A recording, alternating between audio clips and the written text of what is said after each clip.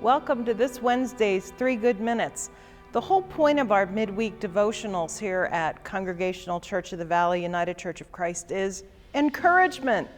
And that's precisely what I'm going to talk to you about today. Encouragement. This story was published by Dan Western on his website, The Wealthy Gorilla, which is dedicated to inspiration. As a group of frogs was traveling through the woods, 2 of them fell into a deep pit. When the other frogs crowded around the pit and saw how deep it was, they told the 2 frogs that there was no hope left for them. However, the 2 frogs decided to ignore what the others were saying, and they proceeded to try and jump out of the pit. Well, despite their efforts, the group of frogs at the top of the pit were still saying that they should just give up, that they would never make it out. Eventually, one of the frogs took heed to what the others were saying, and he gave up, falling down to his death.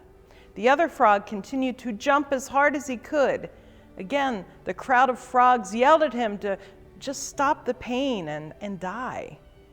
Well, he jumped even harder, and finally he made it out. When he got out, the other frog said, "Did you not hear us?" The frog explained to them that he was deaf. He thought they were encouraging him the entire time.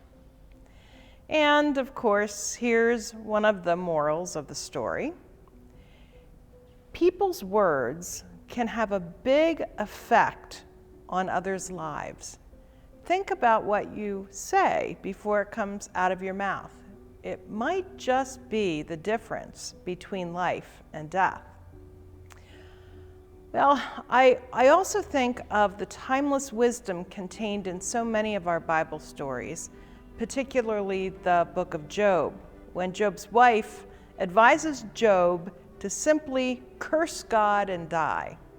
This is after he had suffered many losses and then becomes covered with boils.